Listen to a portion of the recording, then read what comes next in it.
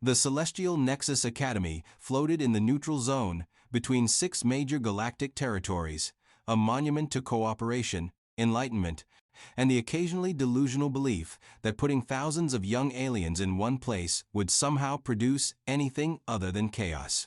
Founded approximately 12,000 standard cycles ago, the institution prided itself on accepting only the finest minds from across known space, which was a diplomatic way of saying they let in anyone whose government could afford the tuition and whose species hadn't been banned for eating the furniture. The Academy's central spire housed the Advanced Theoretical Sciences Department, where the galaxy's future astrophysicists, quantum engineers, and reality-bending mathematicians gathered to solve the universe's greatest mysteries. Or, more accurately, to argue about solving them, while the professors desperately tried to prevent interspecies incidents that might trigger diplomatic crises. Class assignments at the Nexus followed a peculiar bit of bureaucratic logic that somehow made sense to administrators who probably hadn't set foot in an actual classroom in decades. Students were grouped not by academic ability or even age, but by their homeworld's danger classification.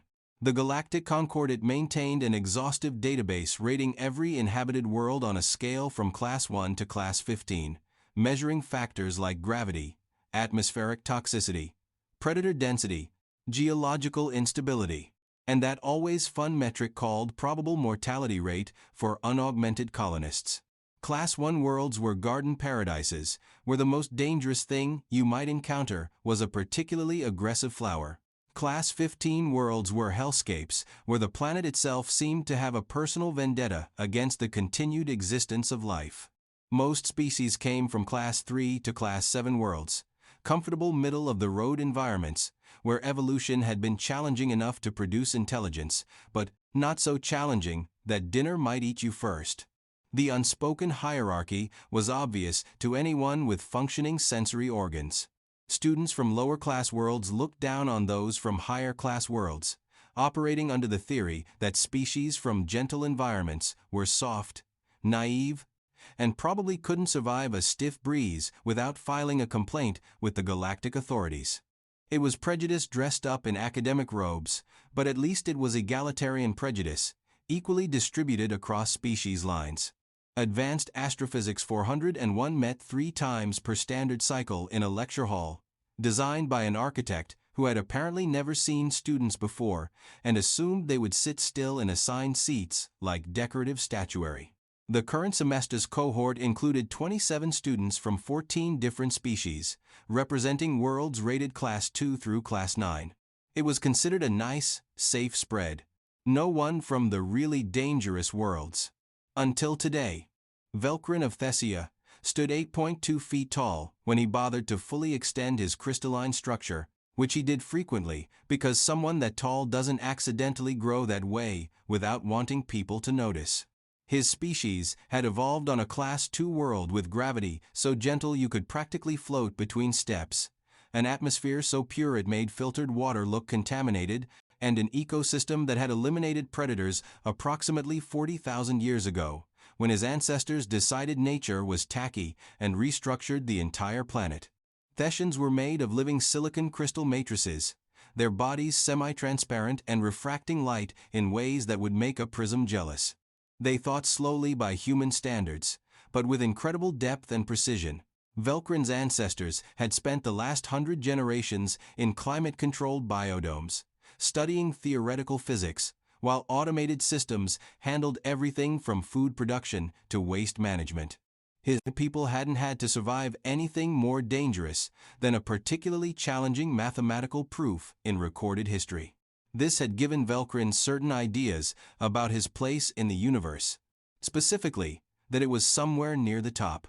He sat in the back row of the lecture hall, his crystalline form refracting the ambient light into calculated patterns that suggested deep thought but mostly just gave other students headaches. His academic record was impressive by any standard, top marks in quantum field theory, published 3 papers before his 4th solar cycle, and possessed the kind of confidence that comes from never having been wrong about anything important, or at least, never having been wrong about anything important where someone was brave enough to correct him. Velkrin held certain opinions about species from higher-class worlds. He rarely spoke these opinions directly, being too sophisticated for such crude prejudice, but they colored every interaction like light through his crystalline structure. Species from dangerous worlds were survivors, certainly, but survival and intelligence were different things entirely. Any creature could evolve to run from predators or fight over resources. It took true civilization to transcend such primitive concerns and reach for higher understanding.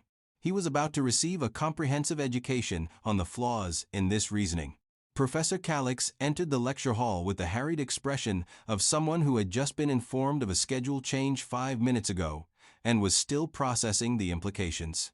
Calix belonged to a species that resembled a six-limbed starfish made of leather, and their body language broadcast anxiety across multiple appendages simultaneously.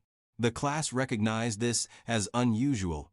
Calix was normally unflappable, the sort of educator who could explain the mathematics of wormhole formation while 3 students argued about sports in the back row. Today, Calix looked like someone about to announce either a pop quiz or the end of the world, and the odds were about even. Before we begin, Calix's translator rendered their chemical speech patterns into Concordat standard. We have a new student joining us today. Due to scheduling conflicts in other sections, she's been transferred to our course. I expect everyone to extend the appropriate courtesy and cooperation. The way Calix emphasized appropriate suggested they were hoping for something closer to please don't cause an intergalactic incident, rather than actual courtesy. The door opened. She walked in like she had absolutely nowhere more important to be, and also like she could be literally anywhere else in 3 seconds if things got boring. Medium height by human standards, which put her at about 5.5 feet tall, making her shorter than most of the class. Dark hair pulled back in something that probably had a name more sophisticated than ponytail, but served the same purpose. She wore the Academy's standard bodysuit in dark gray, and carried a datapad under one arm with the casual grip of someone who had never considered the possibility of dropping it. What made 17 students suddenly very interested in their desks was the information packet that appeared on everyone's personal display. Transfer student. Species, human. Homeworld designation, Earth. Classification, Class 12 Deathworld. Class 12. There were only 47 Class 12 worlds in the entire Concordat database, and 30 of them were officially quarantined because the survey teams kept dying. Earth had only been granted membership in the Concordat 15 standard cycles ago, and the galaxy was still adjusting to the reality that humans existed and apparently had opinions about things. The reaction in the lecture hall split along predictable lines. Students from Class 6 and higher worlds went very still, operating on the sound evolutionary logic that not moving might prevent you from being identified as prey. Students from lower-class worlds like Velkrin looked skeptical, because surely the danger classification was exaggerated. How dangerous could one small planet really be? The human surveyed the available seats with an expression that suggested she was calculating something, but in a very relaxed way. She chose a spot 3 rows from the front, middle section, equidistant from all exits. Several students suddenly remembered they had wanted to sit somewhere else and relocated. Excellent, Calix said with the tone of someone trying to convince themselves everything would be fine. Now, if we could all retrieve yesterday's assignment on gravitational lensing effects in binary star systems. I am called Velkrin of Thessia, daughter of Earth. His voice resonated through the hall with the subtle harmonics of his crystalline vocal structure, turned up just enough to sound impressive. He hadn't bothered with her actual name. I feel it necessary to inform you that this is an advanced theoretical course. The mathematics involved require certain cognitive prerequisites. The human turned in her seat with the fluid economy of motion that made 3 students flinch. She looked at Velkrin with an expression of mild interest, like he was a moderately complicated puzzle that might be fun to solve later if she had time. Appreciate the concern, she said. Her voice came out flat and unimpressed, with an accent that suggested English was her first language and Concordat standard something she'd picked up 3rd or 4th. I'll try to keep up. I merely wish to establish realistic expectations, Velkrin continued, warming to his subject. Species from higher classification worlds often struggle with abstract reasoning, being more adapted for immediate survival concerns rather than theoretical analysis. Several students made quiet noises that their translators rendered as various forms of "oh no." Professor Calix's appendages curled in what was definitely anxiety now. Perhaps we should return to the lesson plan. Here's some abstract reasoning for you, the human interrupted. You're 8 feet tall, made of something that probably shatters at the right resonant frequency, and you've lived your entire life at 0.6 standard gravity. I've walked around this station for 3 days at 0.95 standard, which means I'm currently operating under about twice the gravitational force your species considers normal, and I'm not even breathing hard. So before you start making assumptions about cognitive prerequisites, maybe consider that I've already done the math on exactly how many directions I could break you in half, and I'm choosing not to because I'm trying to be civilized here. The silence that followed was the kind of profound quiet that happens when everyone in a room simultaneously realizes they're watching a disaster in progress and can't look away. Velkrin's crystalline structure shifted through 3 different colors in what members of his species would recognize as confusion transitioning to indignation. That is hardly appropriate academic discourse. Neither is your entire personality. But here we are. The human turned back toward the front of the class. Professor, you were saying something about binary star systems? Calix grabbed onto the lifeline with all 6 appendages. Yes, right, binary systems. Let's all focus on binary systems and definitely not on anything else currently happening in this classroom. The rest of the lecture proceeded with the kind of tension usually reserved for hostage negotiations. Velkrin radiated offended dignity from the back row. The human took notes with the casual focus of someone attending a moderately interesting presentation. Everyone else tried to pay attention to Calix's explanation of gravitational lensing, while also keeping at least one sensory organ pointed toward the Deathworlder, just in case. When Calix posed a question about calculating light distortion in overlapping gravitational fields, the human raised her hand with the same fluid motion she did everything else. Calix called on her with visible reluctance. Her answer was correct, comprehensive, and delivered in about 15 seconds, including a correction to one of the assumptions in Calix's original problem statement. It was the kind of response that would normally earn impressed nods, and maybe a few follow-up questions from other students eager to demonstrate their own understanding. Instead, everyone just stared.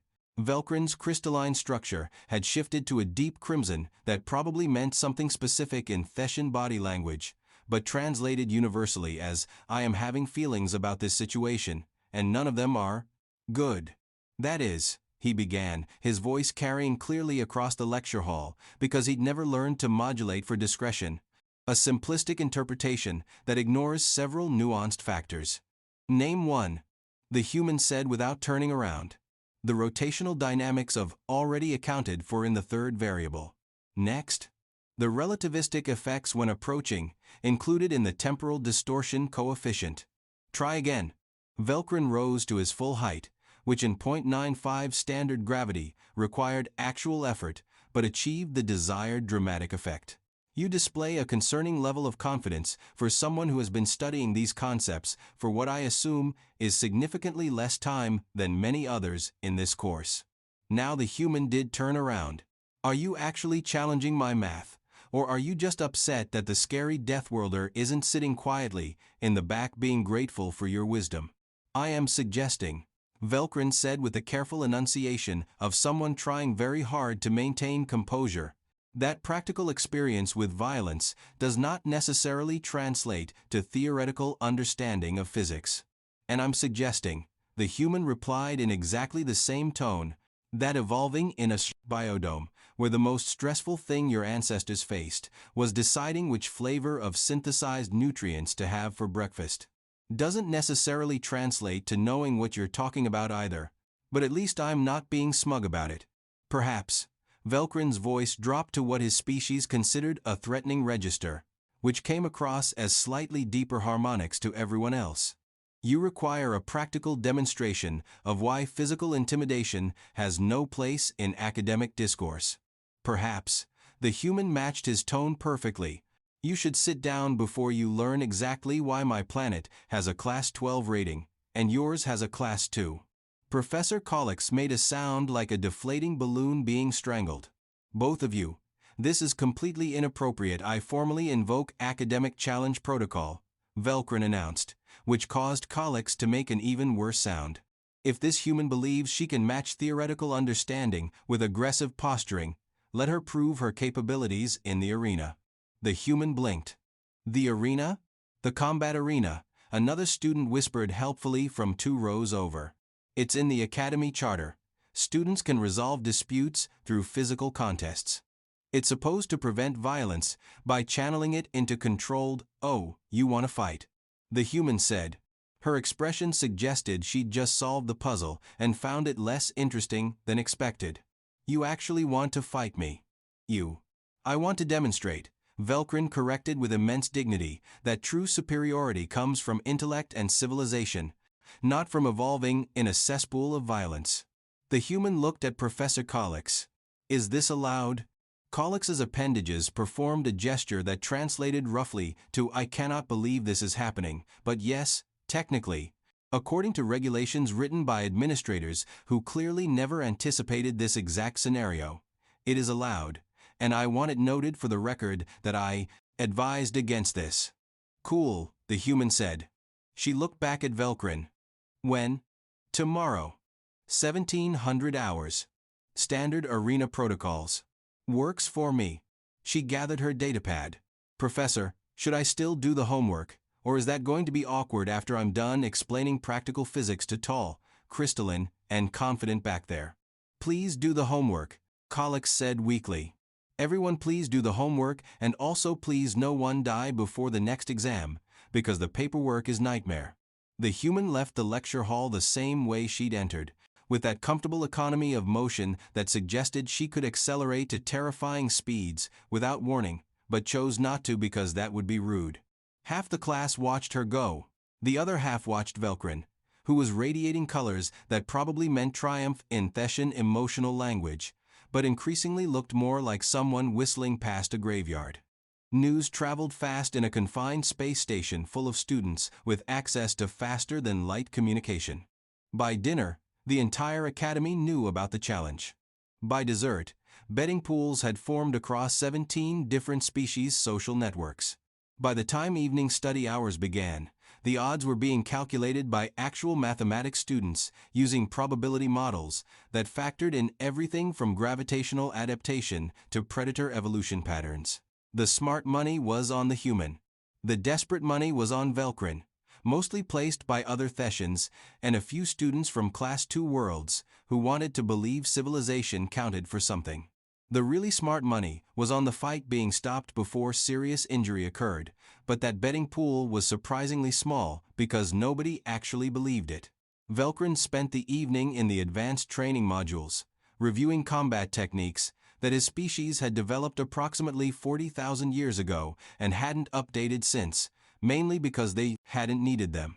The crystalline structural advantages were significant: hard to damage, naturally armored, capable of shifting body mass for optimal leverage. Against another Thessian or even most species from Class 2 through 5 worlds, he would have considerable advantages. Against a Deathworlder, he was bringing a abacus to a quantum computer fight, but he didn't know that yet. The human spent the evening in the library, finishing the homework assignment and 2 chapters ahead, because apparently being challenged to physical combat wasn't sufficient reason to fall behind in coursework. A few students who worked up the courage to approach found her completely willing to explain the math behind gravitational lensing, patient and clear in her explanations, showing no signs of stress about the upcoming fight. This should have been their first clue.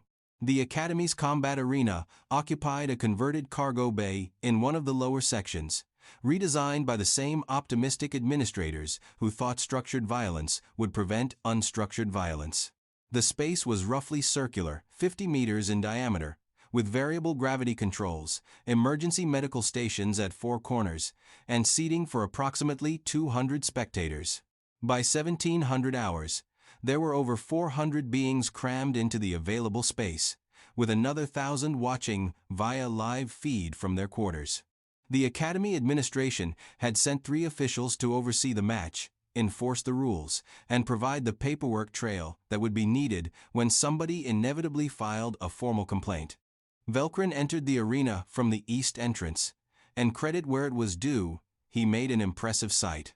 8 feet of crystalline structure catching the light in calculated refractions, moving with the careful dignity of someone who had never considered the possibility of losing. He'd configured his body for optimal combat form, extending blade-like protrusions at strategic points, hardening his exterior matrix to maximum density. The crowd offered polite acknowledgement. Velkrin was known, respected for his academic achievements, and several students from lower-class worlds wanted to see him succeed on principle. The human entered from the west entrance wearing the same gray bodysuit, her hair still in the same practical arrangement, and an expression that suggested she was attending something between a doctor's appointment and a mildly tedious committee meeting. She performed a few stretches, the kind of routine movement someone does to stay loose, and cracked her knuckles in a way that made crystalline students uncomfortable because the sound reminded them of structural failure. The crowd's reaction was more varied. Nervous excitement from the Deathworld students. Morbid curiosity from everyone else.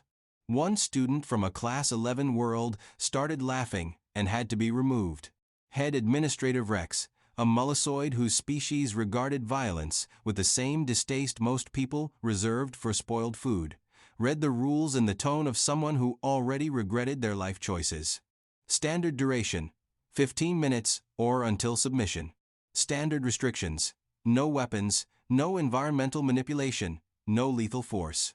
Standard legal protection: all participants absolve the Academy of responsibility for injuries sustained, up to and including permanent damage, because apparently that needed to be specified. Combatants ready? Vrex asked, already reaching for the medical alert system. Velkrin positioned himself in a classical Theshan combat stance that was considered elegant approximately 40,000 years ago and hadn't improved since. The human stood normally, weight balanced, hands at her sides, looking like she was waiting for a transit shuttle. Ready, they said simultaneously. Begin, Vrex said, and immediately backed up several meters because survival instincts worked even for species that had supposedly evolved past them. Velkrin opened with a technique called the prismatic advance, which involved moving forward while rotating his crystalline structure to create disorienting light patterns. Against most opponents, it was effective. Against someone from a planet where the dominant predators hunted using camouflage, motion detection, and had literally evolved to track and kill things that didn't want to be tracked and killed, it was roughly equivalent to announcing your position with signal flares. The human sidestepped with minimal movement, letting Velkrin's blade protrusion pass through the space where she'd been standing 0.3 seconds ago. She didn't counterattack, just repositioned, watching. Velkrin adjusted, executing a technique that was very impressive to watch, involved significant rotation of his body mass, and committed him to a specific trajectory for approximately 1.2 seconds. For a creature from a Class 2 world, 1.2 seconds of commitment was tactically acceptable. For a creature from a Class 12 world, 1.2 seconds might as well be an engraved invitation. The human moved forward, inside Velkrin's rotation arc, and struck his central mass with a palm strike that would have been gentle by Deathworld standards. By crystalline standards, it was like being hit with a momentum transfer that his species physics hadn't accounted for because nothing on their homeworld hit that hard, that fast, or with that much controlled precision. Velkrin's crystalline structure transmitted the impact through his entire body, creating harmonics that weren't supposed to happen. He stumbled backward, recalibrating, running combat algorithms that were suddenly producing error messages his ancestors had never encountered. You know, the human said conversationally, your stance is really designed for low-gravity environments. Your center of mass is all wrong for 0.95 standard. She demonstrated by sweeping his forward support position, which shouldn't have worked because he outweighed her significantly. Except it turned out that mass distribution mattered more than total mass, and she understood leverage in ways his species had never needed to learn. Velkrin hit the arena floor with a sound like wind chimes in a car accident. Several crystalline students flinched in sympathetic pain. He rolled to his feet with commendable speed, extended additional blade protrusions, and charged with enough momentum to seriously damage most opponents. The human dropped low, used his own momentum against him in a maneuver that looked simple until you calculated the timing required, and sent him sliding across the arena floor toward the north wall. She'd pulled the technique at the last second so he didn't actually hit the wall, which showed a restraint that nobody watching properly appreciated yet. The thing about Class 12 worlds, the human said, not even breathing hard, is that gravity is just the start. Earth has predators that hunt in packs using tactics. We have weather that tries to kill you. We have microorganisms that view your body as a convenient food source. We have plants that are poisonous, animals that are venomous, and geographical features that will absolutely murder you if you're not paying attention. Velkrin rose again, crystalline structure now showing hairline fractures that definitely hadn't been there at the start. He executed a technique that was supposed to be impossible to defend against because it attacked from multiple angles simultaneously. The human blocked all three angles with what looked like a basic defensive pattern but required processing speed and muscle memory that came from evolving in an environment where failure to defend meant you became part of the food chain. And you know what we developed in response to all of that. She continued, almost gentle now. Pattern recognition, spatial awareness, the ability to make threat assessments in microseconds. Strategic thinking, not because it's elegant, but because anything less gets you killed before you reproduce. She caught one of his blade protrusions, twisted in a way that leveraged his structural composition against itself, and locked his entire attack into a position where continued force would fracture his own arm. Velkrin froze. I'm not trying to humiliate you, the human said quietly enough that most of the crowd couldn't hear. But you need to understand something. You evolved for intelligence. That's great. That's genuinely impressive. But my species evolved for intelligence while being hunted by things that wanted to eat us, in an environment that wanted to kill us, while competing with other species that were also evolving intelligence to avoid being eaten. We got smart because smart was the only way to survive long enough to have children who might be smarter. She released his arm, stepped back, and dropped her defensive stance entirely. So please, she said, submit, because you're already at 7 visible fractures, and I really don't want to hurt you worse over something as stupid as academic pride. Velkrin's crystalline structure cycled through colors that his species associated with confusion, pain, dawning comprehension, and finally a resigned blue that meant acceptance. I submit, he said, his voice harmonics wavering. I acknowledge defeat. The crowd erupted in reactions that ranged from triumphant cheering to nervous relief to the sounds of currency and credits, changing hands across multiple betting pools. The human helped him to the medical station, because apparently after defeating someone in ritual combat, it was proper to ensure they received appropriate care. The medical staff, prepared for catastrophic injuries, found themselves instead treating pride damage and several fractures that would heal with standard crystalline restructuring therapy. Velkrin sat in the medical bay, his structure already beginning the slow process of repair, and watched the human explain something to one of the medical staff with the same patient clarity she'd used in the library. She caught him looking and gave a small nod that might have been respect or acknowledgement, or just, hey, we're cool now, right? I underestimated you, he said quietly. His translator rendered it with the appropriate tone of someone making a significant admission. Everyone does. She replied, it's practically a human tradition at this point. Your species is terrifying. Yeah, but we're trying to be better about it.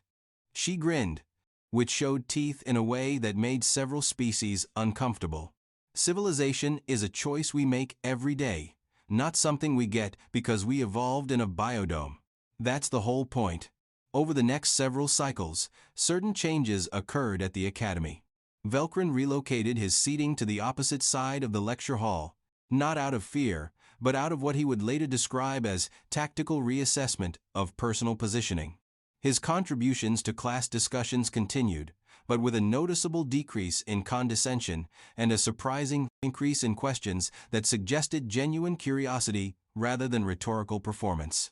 The human's reputation spread through the academy like quantum entanglement, simultaneously affecting multiple social groups at once. Students from higher-class worlds stopped treating her like a dangerous anomaly and started treating her like someone whose opinion about survival strategies might be worth hearing. Students from lower-class worlds stopped assuming their comfortable evolution made them superior and started asking questions about the experiences that shaped different kinds of intelligence. The betting pools that had formed around the fight paid out according to the odds, with substantial winnings going to 3 students from Class 9 worlds who had put money on human victory under 5 minutes via educational humiliation. 1 student from a Class 11 world who had bet on both participants learned something valuable was informed that such philosophical outcomes didn't count for betting purposes, but the Academy's ethics board sent them a commendation anyway. Professor Collix reported the incident to the administration as required, noting in the official documentation that both students had followed proper protocols. No permanent injuries had occurred, and for the love of entropy, could they please update the combat arena regulations to account for species from different gravitational environments? Because the current rules were written by someone who apparently thought all students were basically the same size and shape. The administration filed the report under Incidents, Resolved, and moved on to dealing with 3 other crises that week, including a quantum chemistry experiment that had caused a localized time loop in Laboratory 7, a culinary club meeting that had somehow resulted in first contact with a previously unknown dimension populated by sentient flavor profiles, and a dormitory dispute about noise levels that had escalated to involve lawyers, therapists, and a priest from a religion that worshipped silence. Advanced Astrophysics 401 continued its semester with notably less tension and significantly more actual learning. The human, whose name the galaxy would eventually learn was Rena Vasquez, finished the course with top marks and a reputation for explaining complex mathematical concepts in ways that made sense even to students from species with completely different cognitive structures. She also developed a minor reputation for being willing to physically demonstrate gravitational principles using volunteer students as props, which was terrifying until you realized she could calculate the exact force required to illustrate a concept without causing injury, and found the whole thing hilarious. Velkrin of Thessia completed his degree with honors, published 4 more papers, and in his acceptance speech for the Novarin Prize in Theoretical Physics 3 years later would thank a colleague who taught me that intelligence comes in many forms, shaped by many environments, and that true understanding requires acknowledging what we don't know as much as celebrating what we do. When asked to elaborate, he would simply say, "Never pick a fight with a Deathworlder unless you're prepared to learn exactly why their world is classified that way." But this is getting ahead of the timeline. 6 cycles after the incident in the arena, a new student arrived at the Celestial Nexus Academy. Thorix the Magnificent, from the Zephyrian Dominion, stood 9 feet tall, possessed 4 arms, and came from a Class 3 world, where the most dangerous thing for the last 60,000 years had been intellectual debate about aesthetic philosophy. He had opinions about species from higher-class worlds, opinions he was very willing to share, opinions that involved phrases like evolutionary regression and survival instinct compensation for inferior reasoning capacity. Advanced Astrophysics 501 met 3 times per standard cycle in the same lecture hall, taught by Professor Collix, who had aged approximately 10 years in the past 6 months and whose appendages now performed a nervous gesture whenever a new student entered the classroom. Thorix the Magnificent surveyed the available seating with all 4 eyes, noticed a human female sitting in the 3rd row, taking notes with the kind of focus that suggested she found the preliminary lecture interesting, and decided this was an excellent opportunity to establish social hierarchy early in the semester. He approached her desk with the confident stride of someone who had never lost an argument and certainly never lost a fight, because why would he have been in a fight? From the back row, Velkrin of Thessia made a sound like crystal harmonics in the specific frequency range, his species reserved for recognizing impending disaster.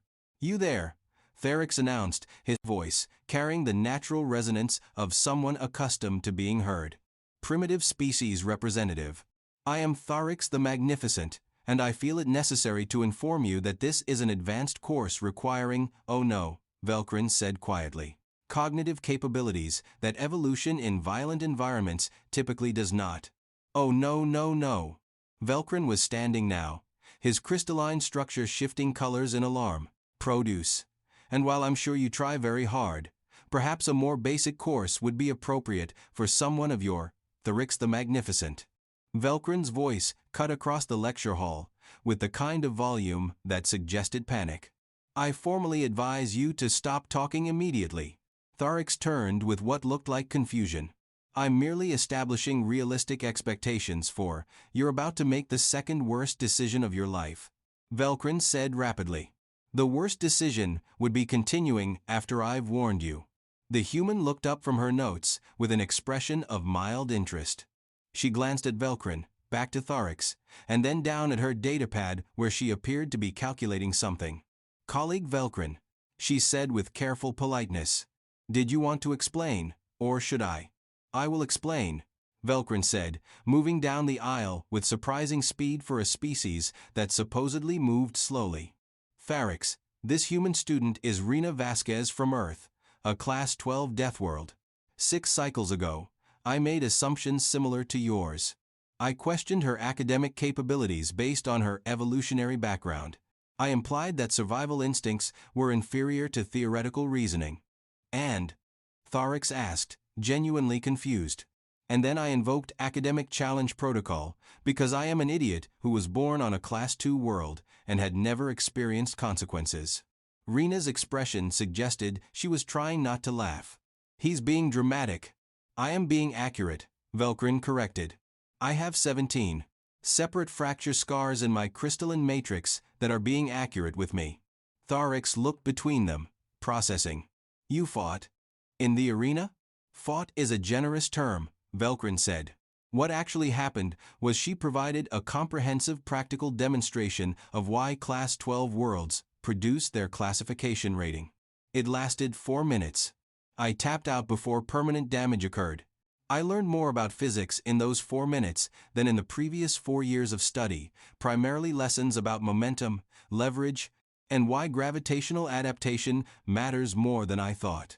Professor Collix entered the lecture hall, saw Tharix standing at Rena's desk, saw Velkrin's alarmed posture, and immediately reached for the formal incident report datapad they now kept readily accessible.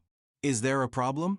Collix asked in the tone of someone who already knew the answer and was preemptively exhausted about it. No problem, Rena said easily. She looked up at Tharix with a pleasant smile that absolutely did not reach her eyes. The Magnificent here was just about to apologize for the interrupted introduction, sit down in an available seat ideally several rows away, and we were all going to have a nice, quiet, educational semester, where nobody questions anybody else's academic capabilities based on planetary classification. Right? Tharix possessed enough intelligence to recognize when a situation had shifted from theoretical to extremely practical. He also possessed enough pattern recognition to notice that several other students, particularly ones from higher class worlds, were watching him with expressions that suggested they knew something he didn't and were curious whether he would learn it the easy way or the interesting way. Right, he said slowly. My apologies for any presumption. I will find appropriate seating. Excellent choice, Velkrin said with feeling. Welcome to Advanced Astrophysics 501. The mathematics is challenging. The professor is excellent. And please never make assumptions about cognitive capacity based on environmental classification, because you will learn exactly why those assumptions are wrong, and the tuition is expensive enough without adding medical bills. Tharix the Magnificent selected a seat in the back row, suddenly much less magnificent and significantly more thoughtful. Rena returned to her notes as if nothing had happened, because for her, nothing particularly unusual had happened. This was just another cycle at the academy. Professor Collix put away the incident report datapad with visible relief and began the lecture on advanced quantum field interactions, grateful that this semester might, possibly, potentially, hopefully involve more physics and less physical conflict. In the back row, Velkrin settled into his seat and allowed his crystalline structure to shift through colors that indicated satisfaction. He'd paid forward the lesson he'd learned, saved another student from making his mistakes, and would probably tell this story at academic conferences for the rest of his life as a cautionary tale about the dangers of intellectual pride. In the third row, Rena Vasquez took detailed notes on quantum field theory, occasionally solving problems 3 steps ahead of the lecture, and thought about what she might have for dinner because the Academy's cafeteria was featuring Rigelian cuisine tonight and she'd heard good things about their plasma-grilled vegetables.